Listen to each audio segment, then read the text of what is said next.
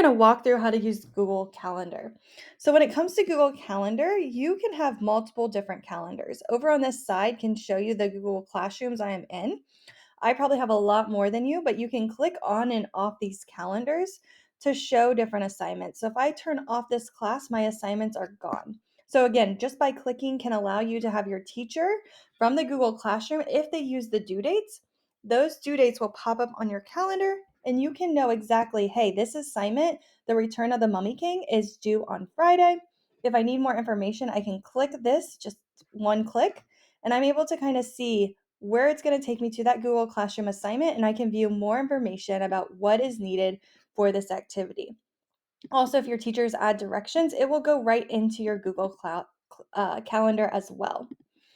The next step we're going to talk about is adding an event. So now that we've known how to kind of see events, if our teachers add this from Google Classroom using those due dates, adding an event, you just have to click once and then you can add your title. So let's say I have a test and I need to study. Okay, I can go down here to more options and I can go and I can change the day, I can change the time. So let's say my test is Friday, let's do the 28th. I want to do it at right after school at 3 o'clock. Okay, so I'm going to the 3 o'clock time zone. And then I can add additional notes or I can hyperlink. So let's say in my Google Drive, I had a document that could be hyperlinked as my study guide. So right here is this link. I'm going to go to copy link. I'm going to copy this link and then I can add it right on here and then save. So now I know that on Thursday at 3 p.m., I need to study for about an hour on this test. Let's say I didn't need to study for an hour. I can change my end time to maybe 30 minutes instead. This will allow me to really start to organize my schedule because I might have basketball practice at 4 o'clock. And I can also change the colors here to help me remember, hey, orange is for academics, green is for extracurricular activities.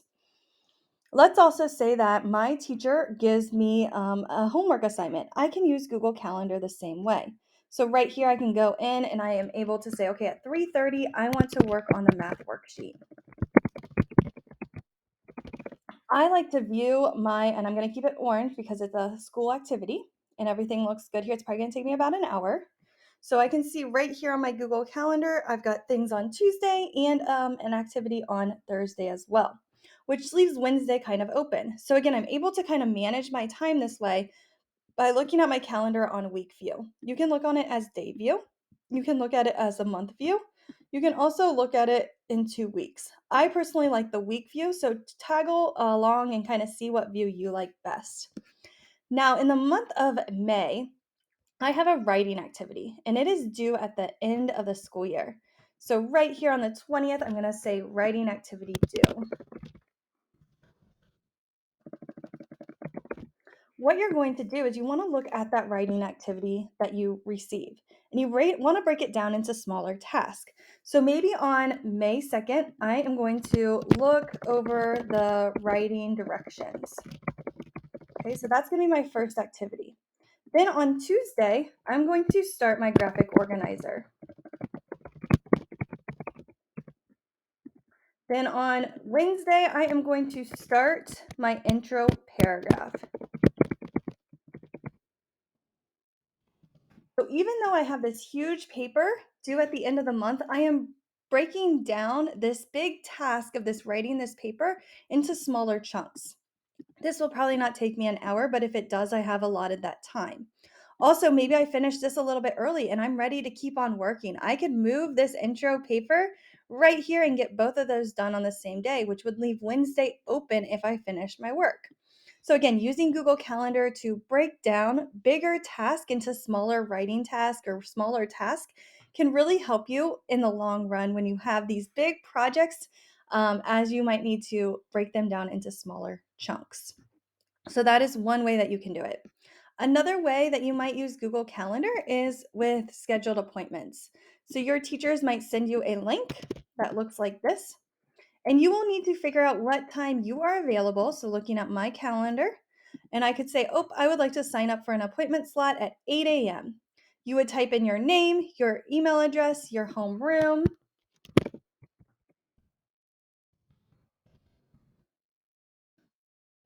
and then you would book. Now that I've booked this on the 26th, if I go to that date, I am going to see that pop up on my calendar. Now, it did not pop up because I was on this calendar when I scheduled it, but you can kind of see right here that I was able to book it and it shows up right here on my calendar. Also, one thing that you might want to do is you might want to set up notifications. So by clicking any of your events on your calendar, you can click this little pencil. Once you click this pencil, you are able to kind of add notifications. I can set it up so I receive an email notification 10 minutes before this is due. I could set this up so I get a notification that pops up on my Chromebook. I personally like the emails, and I like to usually do 15 minutes prior to this happening. And then again, I can wait for that pop-up to happen. If you go into your calendar, three dots, you can go into settings and sharing, and you can kind of go in here and you are able to, we'll see if it pops up.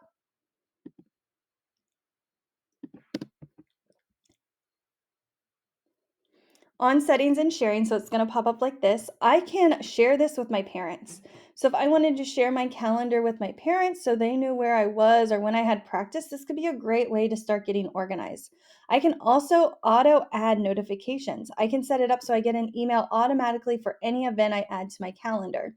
I can also set this up so I would get like a notification or an email one day before the event.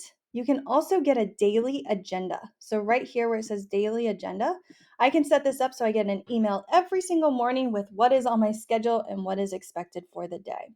So, again, just going into those three dots and viewing those settings can give you some more options on what you might need to do. All right, get busy on your different checkpoints and let's see what you can do when you add an event to your calendar. You're going to schedule an appointment and then you're going to break down a task into multiple days and you're going to color code. All right, enjoy.